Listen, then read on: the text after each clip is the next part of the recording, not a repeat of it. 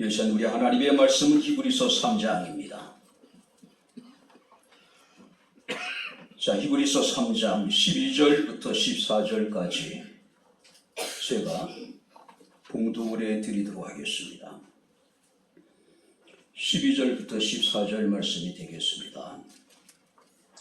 형제들아, 너희는 삼가 혹 너희 중에 누가 믿지 아니하는 악한 마음을 품고 살아계신 하나님에게서 떨어질까 조심할 것이요, 오직 오늘이라 일컫는 동안에 매일 피차 건면하여 너희 중에 누구든지 죄의 유혹으로 완고하게 되지 않도록 하라. 우리가 시작할 때에 확신한 것을 끝까지 견고히 잡고 있으면 그리스도와 함께 참여하는 자가 되리라. 아멘. 연일 계속되어지는 복음 속에서도 우리의 건강을 지켜주시고, 우리가 이렇게 살아계신 하나님을 예배하며 또 주의 말씀을 청종할 수 있는 은총을 베풀어 주심을 감사합니다. 말씀이 선포될 때 우리의 마음의 문을 열어주시고 길을 여셔서 이 아침에 성령이 교회들에게 하시는 주의 음성을 듣게 하옵소서, 깨닫게 하옵소서, 힘을 얻고 위로를 받게 하옵소서. 예수님 이름으로 기도하옵나이다. 아멘. 할렐루야. 자, 우리 옆에 있는 분들과 하나님 우리와 함께 하십니다. 인사하겠습니다. 하나님 우리와 함께 하십니다. 할렐루야. 흔히 그런 이야기들을 하죠. 세상에서 가장 중요한 금이 세 가지가 있는데 바로 황금과 소금과 지금이라고 이야기를 하죠. 자, 사람들은 시간을 과거와 현재와 미래로 구분을 합니다. 과거는 현재가 지나온 발자취고 미래는 현재가 앞으로 나아갈 시간이라고 이야기할 수가 있겠죠. 근데 많은 사람들은 지나온 과거를 자랑하는 사람들이 적지 않습니다. 그러나 지나온 과거가 아무리 화려했던 과거라 하더라도 그것이 우리에게 무슨 의미가 있겠습니까? 진짜 중요한 것은 흘러가 버린 과거가 아니라 오늘이라고 하는 사실입니다. 지금이라고 하는 사실입니다. 바로 오늘, 지금이 중요합니다. 왜냐하면 오늘을 우리가 중요하게 만들면 우리의 미래도 반드시 보장되어질 것이기 때문에 그렇습니다. 그래서 속자는 이르기를 오늘 우리가 어떤 길을 선택하느냐에 따라서 오늘은 실패와 파멸의 날이 될 수도 있을 것이고 생명의 날이 될 수도 있을 것이다. 오늘의 선택이 우리의 미래를 확정하게 된다는 이야기죠. 자, 유대인의 탈무드에 보게 되면 이런 말이 있습니다. 오늘은 최후의 날이자 최초의 날이자 최후의 날이다. 내게 남아있는 날 가운데 오늘이 가장 젊은 날이다. 내게 남아있는 날들 중에 오늘이 가장 젊은 날이라는 겁니다. 여러분들의 젊음을 누릴 수 있게 되기를 주의 이름으로 축원합니다. 이 흘러가 버린 젊음은 다시 돌아오지 않는 시간들이라는 것이죠. 자, 우리에게 확실하게 보장될 수 있는 날은 오늘뿐입니다. 인생은 오늘의 점철이라고 이야기할 수가 있을 것입니다. 내일은 우리의 것이 아닙니다. 내일은 하나님이 허락하셔야만이 누릴 수 있는 시간이기 때문에 그렇습니다. 자, 그럼에도 불구하고 많은 사람들은 이미 흘러가 버린 되돌릴 수 없는 시간의 기억에 사로잡혀 있는 사람들이 적지 않습니다. 또 많은 사람들은 아직 오지도 않는 시간을 내다보면서 미리 염려하고 근심하며 불안해하는 사람들이 얼마나 많은지 모릅니다. 사랑하는 성도 여러분들, 신앙은 오늘입니다. 신앙의 시제는 오늘이고 신앙은 바로 여기에요. 그래서 우리가 고린도후서 6장 2절 말씀을 보게 되면은 내가 은혜를 베풀 때 너희에게 듣고 구원의 날에 너를 도왔다. 보라, 지금은 은혜를 받을 만한 때요. 보라, 지금은 구원의 날이로다. 지금이라는 거죠. 지금이 우리의 가장 소중한 날이라는 것이죠.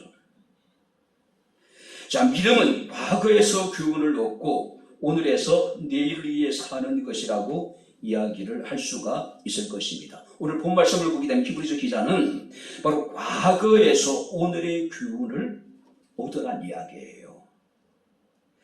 과거 이스라엘 백성들은 하나님의 능력으로 애굽에서 구원을 받았지요.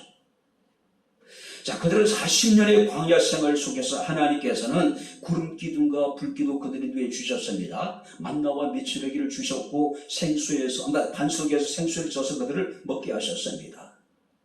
40년 동안 하나님께서 그들의 의복에 헤어지지 않게 하시고 그들의 발이 부르트지 않게 해주셨다고 말씀을 하고 있습니다. 그래도 불구하고 그들은 불신과 원망으로 말미암아 하나님을 시험했다가 결국 그들은 하나님이 약속하신 안식에 들어가지 못했다고 이야기합니다.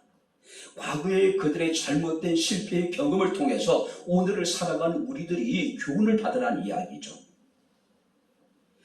자, 광야 교회에서의 실패, 이스라엘 사람들의 과거는 오늘을 살아가는 우리들에게 큰 삶의 지혜가 되고 신앙의 교훈이 된다는 이야기입니다. 건강한 그리스도인들은요, 오늘을 의미 있게 보내는 사람들입니다. 오늘 드리는 우리의 예배가 흠같이나 주름 잡힌 것이 없는 온전한 예배, 하나님이 찾으시는 예배, 하나님이 기뻐하시는 복된 예배가 될 수 있기를 주의 이름으로 축원합니다. 자, 그렇다면 오늘을 사는 그리스도인의 삶의 모습을 이렇게 살펴보면서 이 시간 우리가 함께 은혜를 나누도록 하겠습니다. 자, 먼저 12절을 우리 다시 한번 같이 읽겠습니다. 형제들아, 너희는 삼가 혹 너희 중에 누가 믿지 않냐는 악한 마음을 품고 살아계신 하나님에게서 떨어질까 조심하라. 너희는 삼가옹 너희 중에 누가 믿지 않냐는 악한 마음을 품고 살아계신 하나님에게서 떨어질까 조심하라. 우리가 하나님에게서 떨어질까 조심하라. 자, 여기서 믿지 아니하는 것을 악한 마음이라고 규정을 하고 있습니다. 자, 여기서 믿지 않는 마음이라고 하는 것은 아직도 믿지 않는 마음의 상태가 아니라 믿음과 분리된 상태를 의미하고 있습니다. 무슨 얘기냐면은 애굽의 출애굽의 세대가, 이스라엘 출애굽의 세대가 하나님의 은혜를 경험하고도 하나님을 믿지 않았듯이 많은 그리스도인들이 교회 안에서 하나님의 은혜를 체험함에도 불구하고 하나님을 온전히 믿지 않는 것. 자, 믿기를 거절하는 강력한 불신의 의미를 여기서 믿지 않는 것이라고 표현하고 이것은 악한 마음이라고 규정을 하고 있는 겁니다. 한마디로 하나님과 완전히 분리된 상태. 문제는 그들이 교회 밖에 있는 것이 아니라 교회 안에 존재하고 있다는 것이죠. 일상의 생활 속에서 하나님의 은혜를 경험합니다. 때로는 구원의 감격을 가지고 하나님을 찬양하기도 하고 하나님께 예배하기도 해요. 문제는 뭐냐면은 그들이 온전한 믿음으로 하나님을 믿지 않는 악한 마음을 가지고 있다고 하는 거예요. 종교적인 의무를 다합니다. 남들이 보기에는 남들이 하는 것만큼 열심을 가지고 주님을 섬기는 것 같아요. 문제는 뭐냐면은 마음속에 믿지 않는 악한 마음을 가진 사람들이 분명히 존재한다는 거예요.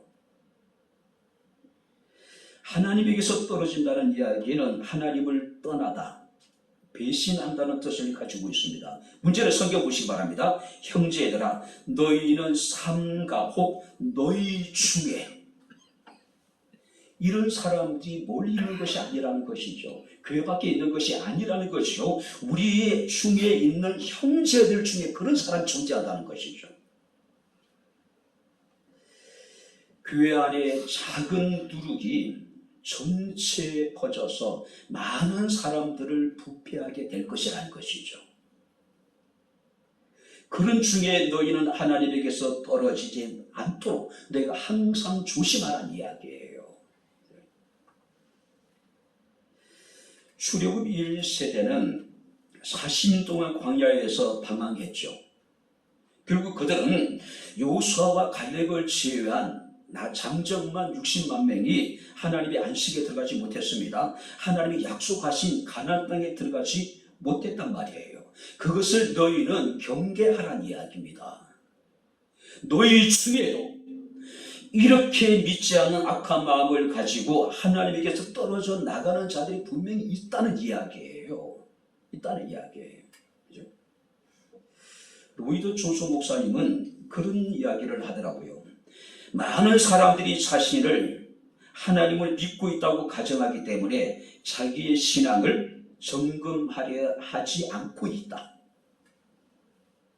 자기 자신이 하나님을 잘 믿고 있다고 생각하기 때문에 자신의 신앙을 점검하려고 하지 않는다. 근데 오늘 성경 말씀을 보게 되면은 뭐라고 얘기하고 있습니까? 하나님에게서 떨어질까 늘 조심하라는 이야기는 내 자신을 점검해 보란 이야기예요. 매일매일 너의 신앙의 상태를 체크해 보란 이야기입니다.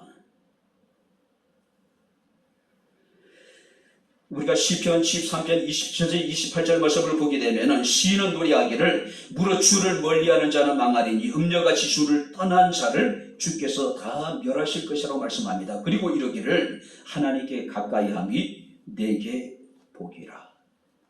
하나님을 가까이 한다는 이야기는 하나님과 나와 관계가 뗄래야 뗄 수 없는 어떤 불가분적인 그런 관계를 의미하고 있는 겁니다. 믿음은 살아있는 것입니다. 바울은 갈라디아서 6장 4절에 이르기를 각 사람은 자기 일을 살펴보라고 이야기를 합니다. 내가 하고 있는 일이 정말 옳은 일인지, 나의 믿음이 참된 믿음인지, 내가 지금 바르게 믿고 있는지, 바르게 살고 있는지 끊임없이 자기 자신을 체크해 보란 이야기예요. 점검해 보란 이야기입니다. 이스라엘 백성들은 광야에서 하나님을 시험하고 하나님을 거역했기 때문에 그분의 안식에 들어가지 못했습니다. 하나님이 그들에게 약속하신 젖과 꿀이 흐르는 가나안 땅에 들어가지 못했다는 이야기예요. 우리 역시도 마찬가지입니다. 하나님에게서 떨어지지 않도록 조심하고 또 조심하라는 것이죠. 여러분들이 욥의 삶의 모습을 보면서 그 욥의 자식들을 향한 관심, 그러니까 이 10명의 자녀들이 생일 때가 되게 되면 형제들이 한 곳에 모여가지고 잔치를 베풉니다. 그럼 그 잔치가 끝나고 나면 욥은 혹시라도 마음이 자녀들이 하나님에게서 멀어져 있을까 두려워하여 하나님 앞에 번제를 드렸다라고 이야기를 하고 있어요. 이것이 신앙을 가진 부모들의 모습이 아닐까요? 다른 문제에 대해서는 자기들에 대해 관심이 많은데 신앙적인 문제에 대해서 대부분의 많은 그리스도인들이 무관심해요. 반감합니다. 아니 어쩌면 외면하고 있는지 몰라요. 오늘 우리와 우리의 자녀들이 하나님에게서 떨어지지 않도록 날마다 조심하고 또 조심할 수 있는 지혜와 우리 백향목교회 성도들이 다 될 수 있기를 주의 이름으로 축원합니다. 오늘 날마다 매일매일 체크해 보란 이야기예요. 우리가 악기를 하시는 분들을 보게 되면은 그들은 반드시 이제 공연을 하기 전에 그 튜닝이라는 것을 하죠. 악기, 그죠? 근데 그들은 매일 한다 그래요. 그죠? 매일 한다 그래요. 조교를 하죠. 그죠? 조금만 방심하면 자신이 원하는 음이 나오지 않는다는 이야기예요. 우리가 신앙적으로 조금만 방심하면 하나님의 뜻을 거스리고 하나님에게서 떠날 수 있단 말이에요. 그러니까 조심하라는 이야기죠. 매일매일. 자, 두 번째 뭐라고 말씀하실까요? 13절 같이 읽겠습니다. 오직 오늘이라 일컫는 동안에 내일 피차 근면하여 너희 중에 누구든지 제 유혹으로 완고하게 되지 않도록 하라. 오늘이라 일컫는 동안에 오늘을 사는 그리스도인들에게 말씀하시기를 매일매일 피차에 근면하고 매일매일. 우리의 믿음은 불완전합니다. 우리 역시도 하나님에게서 떨어질 수가 있다고 하는 사실입니다.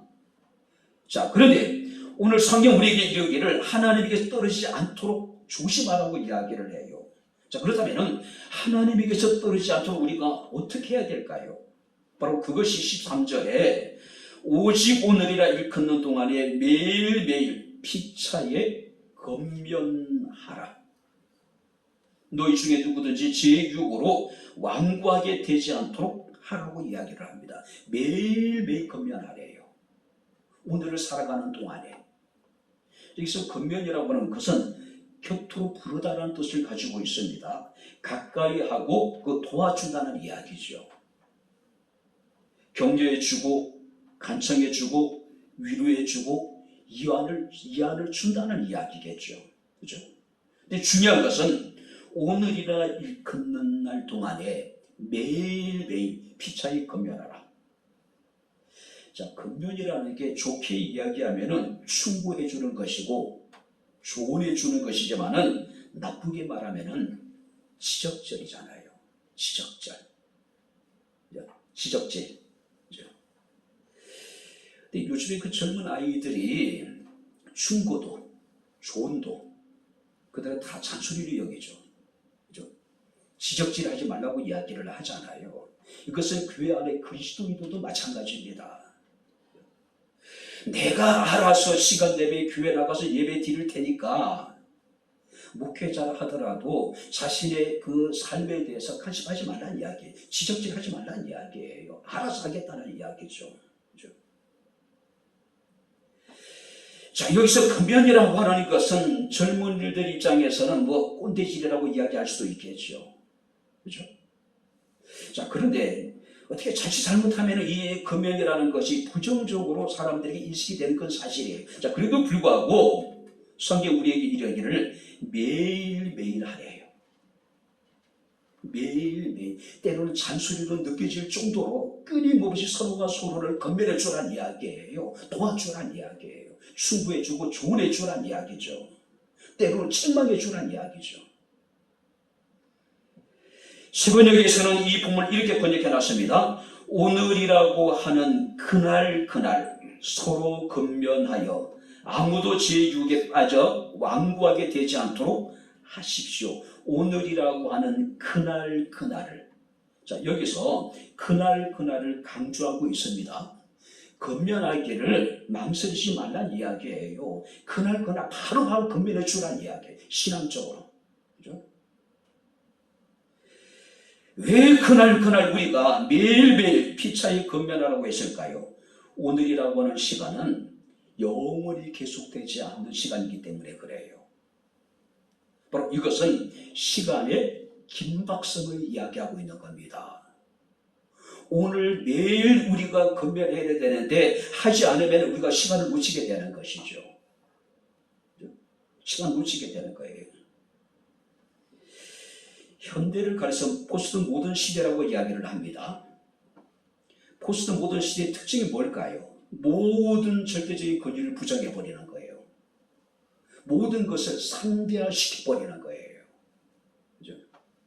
여러분들은 못 느끼지만 실제 우리의 생활 속에서 이 상대화는 만연되어져 있습니다. 절대적인 모든 권위를 부정하다 보니까 결국 여러분 부모의 권위가, 국가의 지도자의 권위가, 또 학교에서 선생님들의 권위가 부정되어지고 있잖아요. 그리고 나아가서 교회 안에서도 하나님의 절대적인 권위가 지금 부정되고 있는 것이 사실이에요. 그렇지 않습니까? 모든 것을 상대화시켜버리는 거예요. 아무리 악한 악에 대해서도 상대적으로 덜 선한 것으로 그들을 규정을 합니다. 그러니까 절대적인 것은 존재하지 않는다는 이야기예요. 악도 존재하지 않는다. 절대적인 선도 존재하지 않는다. 다 상대적일 뿐이라는 것이죠. 상대적일 뿐이라는 것이죠. 자기의 생각만이 절대적이에요. 그래서 선과 악의 기준이 뭡니까? 옳고 그름의 기준이 뭡니까? 자기에게 선한 것은 선이에요. 자기에게 옳은 것만이 여러분들이 옳은 것이에요. 자기 생각과 배치되는 모든 것은 다 악입니다. 그건 잘못된 거예요. 그런데 사람들을 건면하는 것은 쉽지 않죠. 하기도 쉽지 않고 사람들이 건면도 듣지 않는단 말이에요. 성경 우리에게 이렇게 이야기하고 있습니다.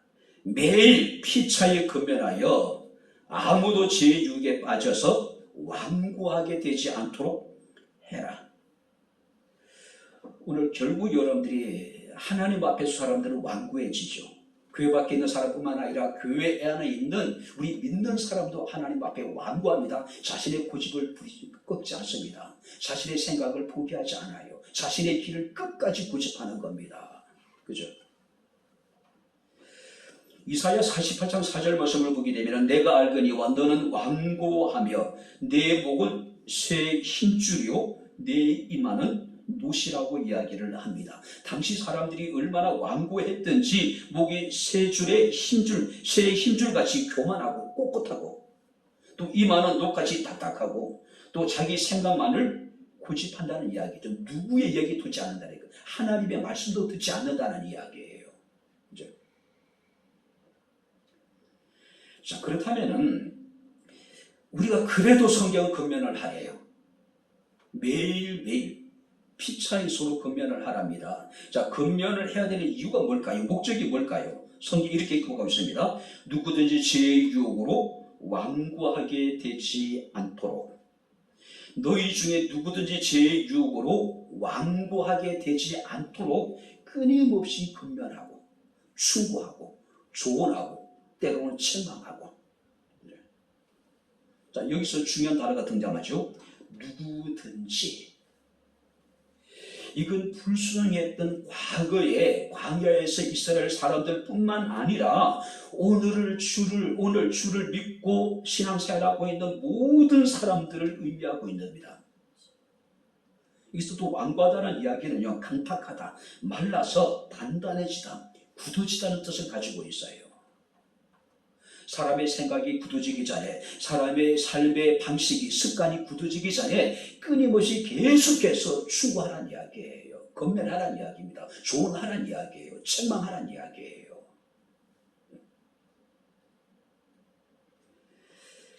그래서 성경 우리에게 이르기를 마땅히 행할 바를 아이에게 가르치라. 아이들의 생각이 고정화되기 전에, 습관화되기 전에 아이들에게 마땅히 행할 바를 계속해서 이야기해 주라는 이야기겠죠. 완고한 마음의 특징이 뭡니까? 쉽게 원망합니다. 불평합니다.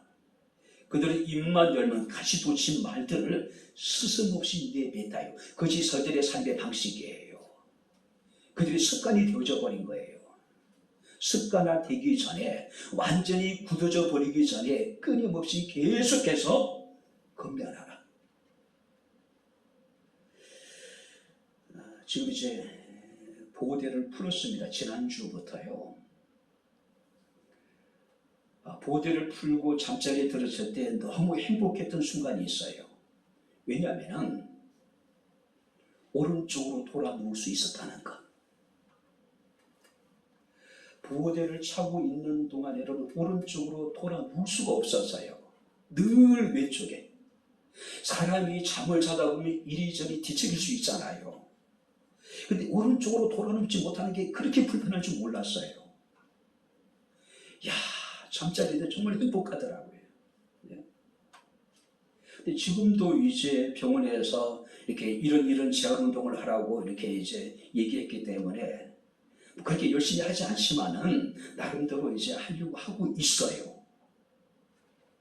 근데 이미 4개월 가까운 시간 동안에 굳어져 있는 근육이라든지 이런 것들이 있더라고요. 그걸 풀어내야 되는데 진짜로 악소리가 날 때가 있어요. 만약에 그 과정이 힘들고 고통스럽더라고 만약에 제가 포기해버린다면 완전히 굳어져 버리겠죠. 저는 그 부분을 전혀 사용할 수가 없겠죠. 완전히 더 굳어버리기 전에 반복해서 매일매일 연습을 하듯이 우리의 신앙의 잘못된 관습이란 습관들이라든지 이런 것들이 굳어버리기 전에 피차에 매일매일 서로 건면해 주라는 이야기예요. 자극을 주라는 이야기예요. 칼빈은 이런 이야기합니다. 잘 들어보시기 바랍니다.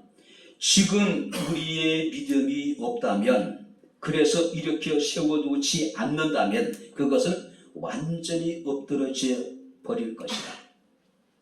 지금 믿음이 없고 만약에 그 믿음을 지금 일깨워서 바로 세워주지 않는다면 완전히 엎드러져 버릴 것이다. 그것이 지금 따뜻하지 못하면 얼어버릴 것이며 지금 일깨우지 못하면 점점 무감각하게 될 것이다. 지금 일으켜 세워야 되고 지금 싸늘해져 식어가는 얼어가는 그 믿음을 따뜻하게 해줘야 되고 지금 점점 무감각해져가는 그의 믿음을 일깨워 줘야 된다는 이야기예요. 지금. 그죠? 사람이 마음이 완고해진다고 하는 것은 인내의 한계요, 인간성의 한계요, 하나님의 자녀됨의 한계라고 이야기를 합니다. 완고해지기 전에, 완전히 딱딱해져서 굳어버리기 전에 피차에 서로 건면하래요.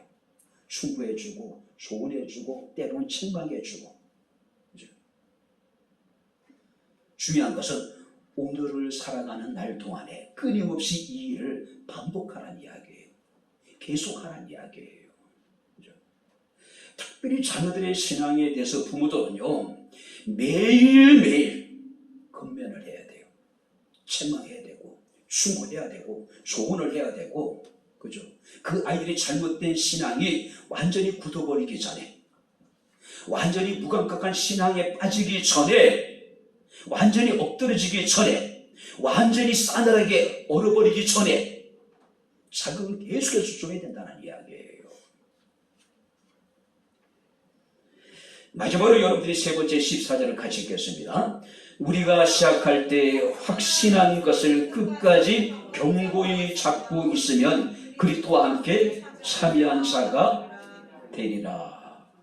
시작할 때 확신한 것을 끝까지 견고히 붙잡아라. 무슨 얘기일까요? 신앙의 초심을 잃어버리지 말고 신앙의 초심을 버리지 말아라. 자, 6절은 이렇게 이야기하고 있습니다. 우리의 소망의 확신과 사랑을 끝까지 굳게 잡고 있어라. 우리의 소망, 우리의 확신, 우리의 자랑을 끝까지 잡고 있어랍니다.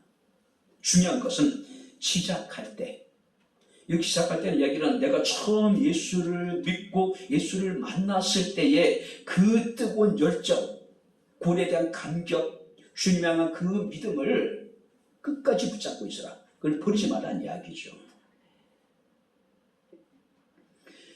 아마 신앙생활을 하신 분들은 다 이런 경험이 있을 겁니다.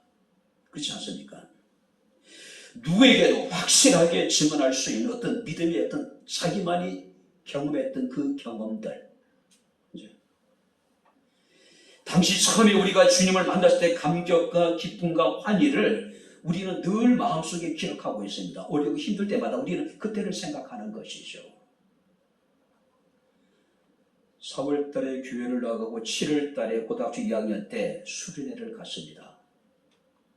수련회 마지막 날 밤에 전도사님이 학생들을 강탄에 있는 천국기도원에 이제 야산에다가 데려간 거예요.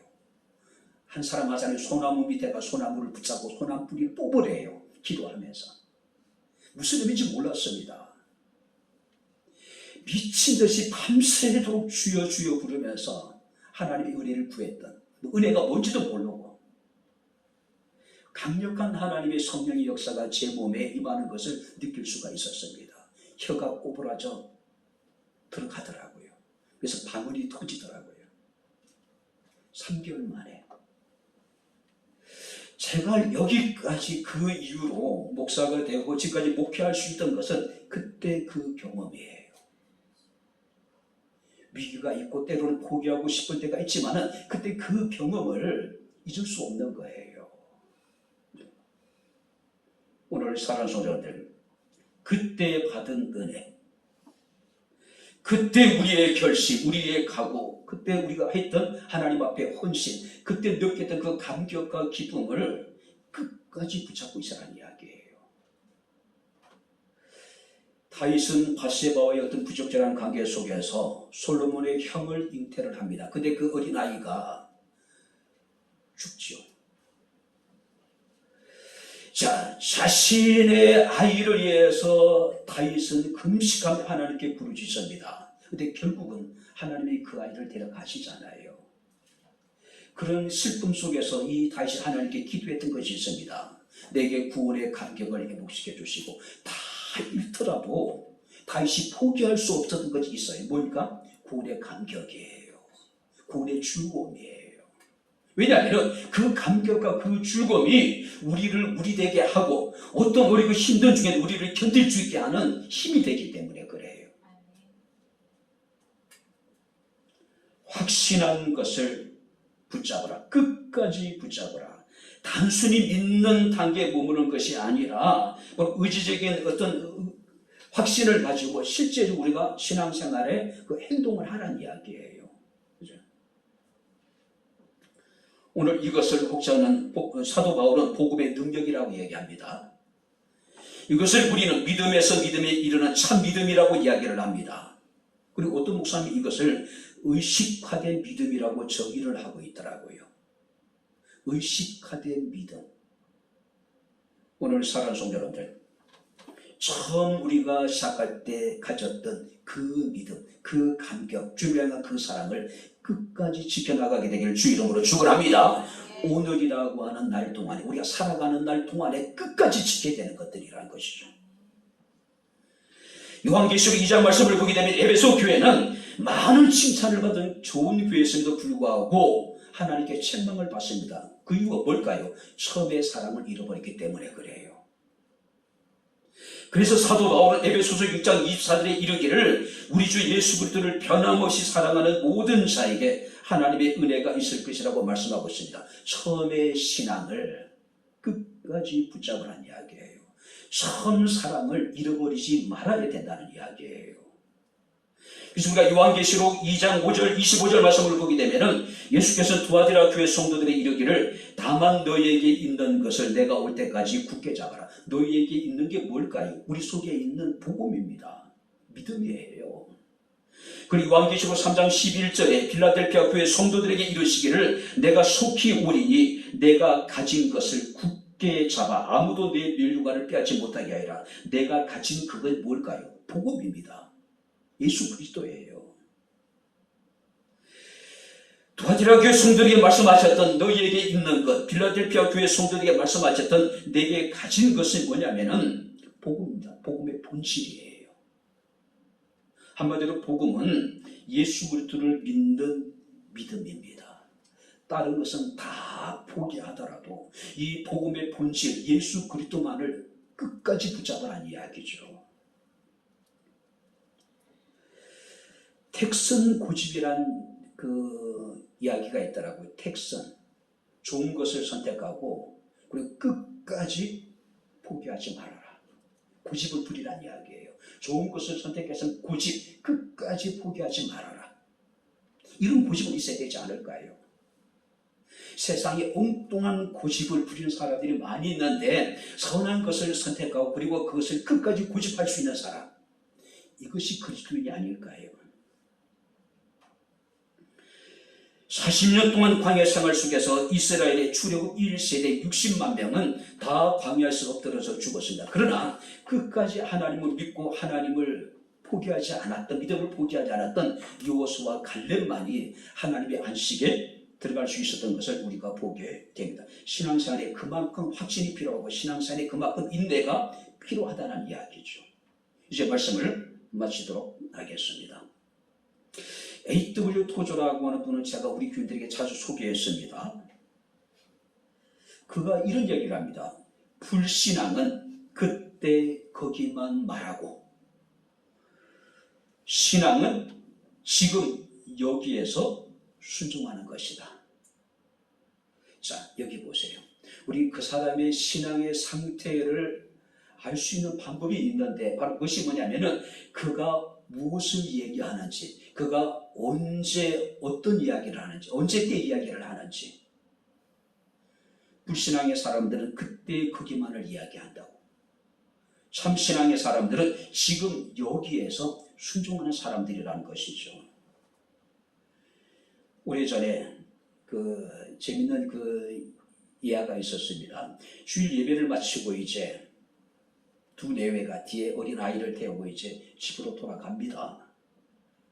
뜬금없이 이제 남편이 그런 얘기해요. 오늘 목사님 설교가 참 이상했다고. 일주일 동안 뭐 했는지 모르겠다라고. 어떻게 그렇게 죽을 써도 제대로 쓰는지 하면서 굉장히 이제 불편한 마음을 막 이제 드러내기 시작하는 겁니다. 그 정도라면 나도 할 수 있겠다.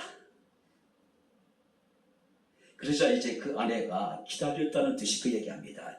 목사님 설교도 문제지만 성가 때도 왜 그래? 지자, 판시아 다 따로 놀고 성가대 다 따로 놀고 밥도 안 먹고 안 되지. 소리는 쥐꼬리만 하고 얼굴은 악부에 파묻고 있고.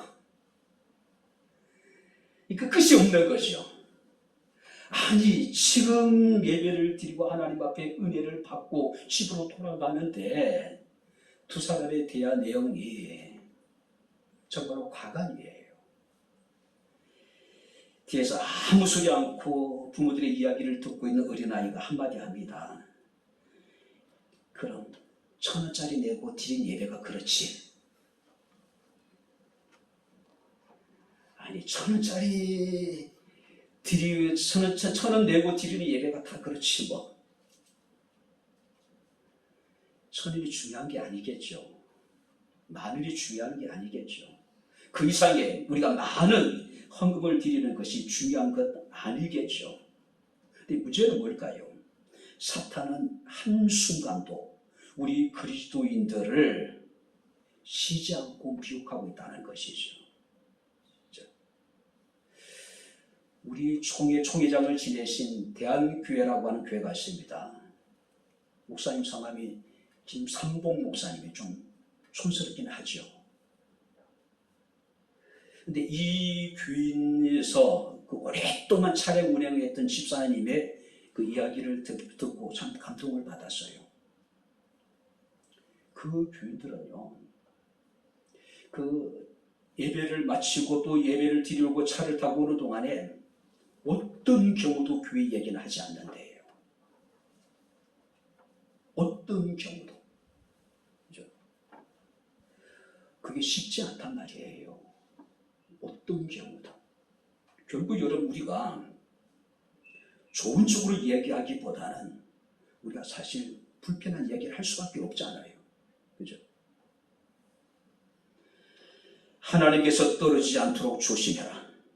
마음이 완고하지 않도록 매일 피차에 근면하라. 처음에 확실한 것을 끝까지 붙잡아라. 이런 사람들만이 그리스도와 함께 참여하는 자가 될 것이라고 14절에 말씀하고 있습니다. 이 참여한다는 얘기는 함께 나누어 갖게 될 것이다. 무엇을 나누어 갖는 얘기입니까? 그리스도가 누리는 그 영광을 함께 누리게 될 것이고, 할렐루야, 영원한 하나님의 안식에 함께 들어가게 될 것이란 이야기입니다. 그리스도와 함께 하나님 나라의 영광에 참여하는 복된 지혜로운 우리 백향목회 모든 성도들이 다 될 수 있기를 주의 이름으로 축원합니다. 기도하겠습니다. 주신 나의 아버지 하나님, 우리 아버지 하나님의 은혜와 사랑을 진심으로 감사를 드립니다. 오늘을 사는 그리스도인의 모습이 어떻게 될 것인가를 과거의 출애굽 세대를 통해서 우리에게 교훈해 주신 아버지 하나님이여 감사합니다. 하나님에게서 떨어지지 않도록 날마다 조심하게 하시고 마음이 완고하지 않도록 하나님 서로가 피차에 건면하게 하시고 처음 우리가 믿고 확신한 바를 끝까지 지켜나갈 수 있는 지혜로운 백향목교회의 성도가 되게 하셔서 그리스도와 함께 참여하는 자들이 되게 하옵소서. 예수님 이름으로 기도하옵나이다. 아멘. 이제는 우리 주 예수 그리스도의 은혜와 하나님의 크신 사랑과 성령님의 교통주절의 충만 역사 인도하심이 거룩한 주의 날 살아계신 하나님을 영과 진리로 예배한 사랑하는 백향목교회 모든 성도들 머리머리 위에 저들의 가정과 직장과 사업장과 이 교회와 이 나라 이 민족 위에 지금부터 영원토록 함께 있을지어다. 아멘.